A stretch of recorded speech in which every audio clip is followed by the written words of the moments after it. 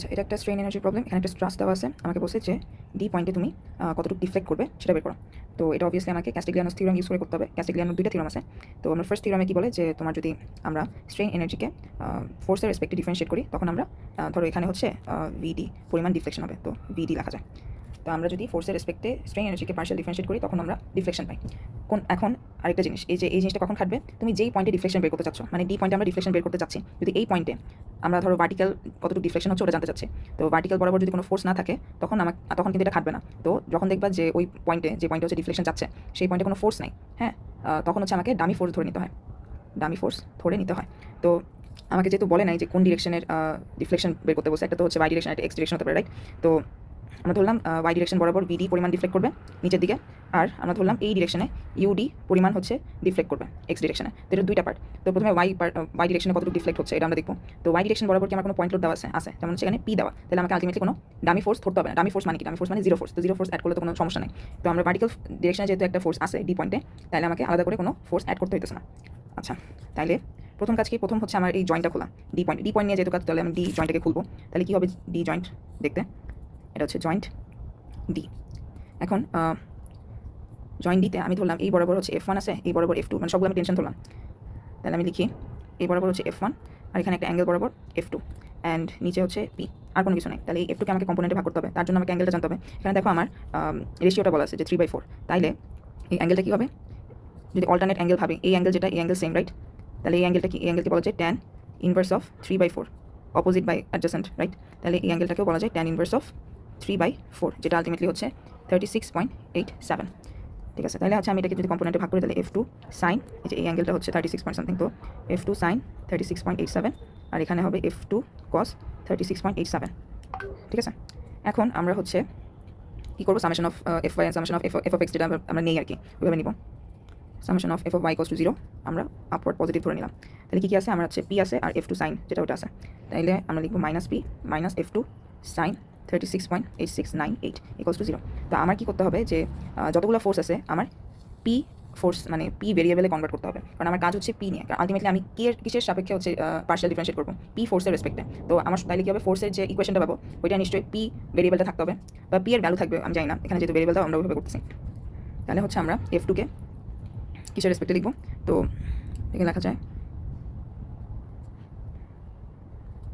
Minus P sign inverse, এটাকে লেখা যায় হচ্ছে, যেহেতু এটা এই অ্যাঙ্গেল, তো এটাকে বলা যায় সাইন 3, হাইপোটেনাস কি 5 না, তাহলে 3/5 লেখা যায়। মানে তোমার ইচ্ছা, তুমি অ্যাঙ্গেলটা ডিরেক্ট লিখতে পারো বা এভাবে লিখতে পারো। তাহলে F2কে লেখা যায় মাইনাস 5p/3।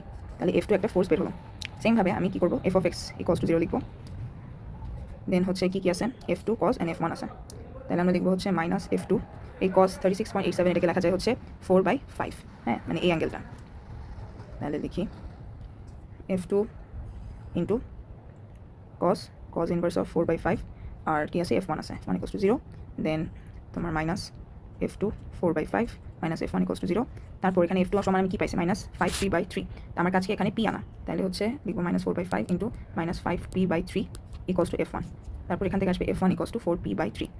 তাইলে আমার যে দুইটা ফোর্স ছিল, যেটা হচ্ছে ডি জয়েন্টে কাজ করতেছিল, সেখানে আমি কী করছি? F2 আর F1কে পিতে কনভার্ট করে নিছি, যেটার জন্য হচ্ছে আমি ইজিলি পার্শিয়াল ডিফারেন্সিয়েশন করতে পারবো। দেন হচ্ছে এরপর আমরা লিখবো হচ্ছে স্ট্রেন এনার্জি কি? স্ট্রেন এনার্জি সমান হচ্ছে U1 plus U2। U1 plus U2 এখানে একটা হচ্ছে F1 এর জন্য আর একটা হচ্ছে F2 এর জন্য।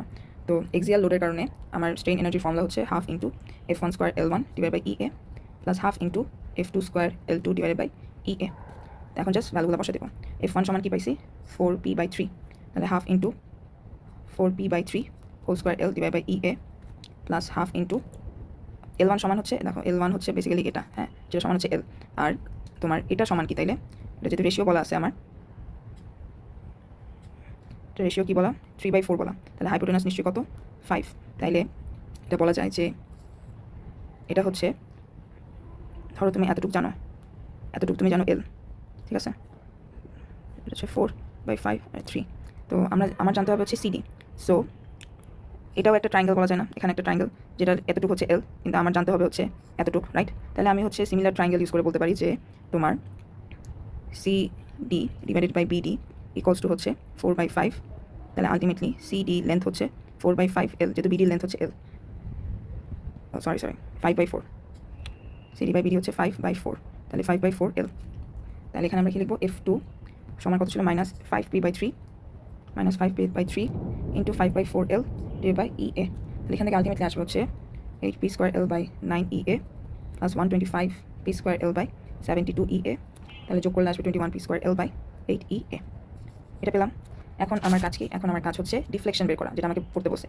তাহলে আমরা লিখতে পারি ক্যাস্টিগ্লিয়ানোস থিওরাম ইউজ করে যে আমার যে ভার্টিক্যাল যেটা ছিল, ভার্টিক্যাল ডিফ্লেকশন যেটা আমি বিডি দিয়ে ডিনোট করছি, সেটা সমান কি হবে, partial differentiation of strain energy with respect to force. কোন ফোর্স, যেটা হচ্ছে ডি পয়েন্টে কাজ করতেছে। তাহলে আমরা লিখবো হচ্ছে স্ট্রেন এনার্জি ভ্যালুটা লিখে ফেললাম। তাহলে p² ডিফারেন্সিয়েট করলে হয় 2p। তাহলে আলটিমেটলি আমার এখানে আসবে 21pl/4EA। এটা হচ্ছে আমার ভার্টিক্যাল ডিফ্লেকশন। তারপরে পার্ট হচ্ছে আমার হরিজন্টাল ডিফ্লেকশনটা কি।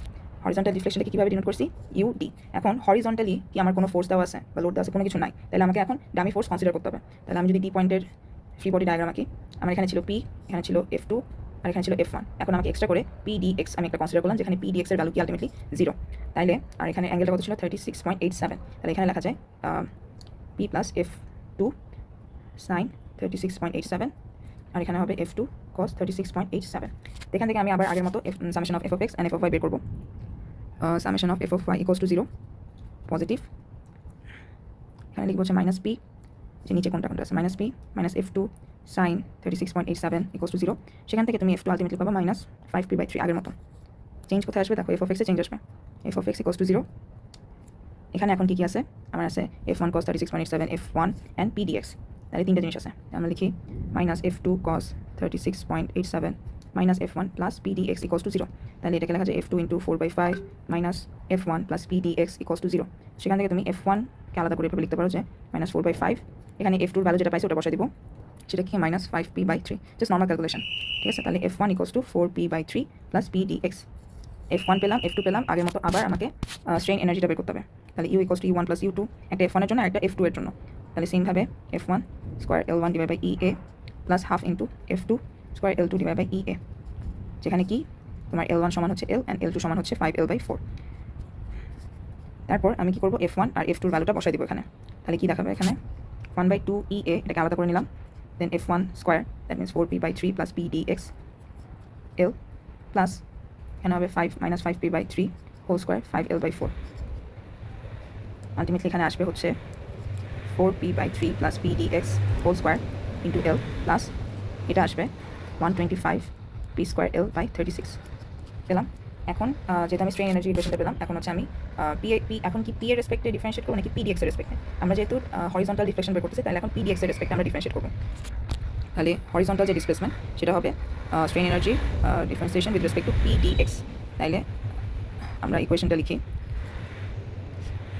এখন, আচ্ছা আবার ইকুয়েশন লিখি, del P of কি 4p/3 plus PDX whole square into L plus 125p²L/36।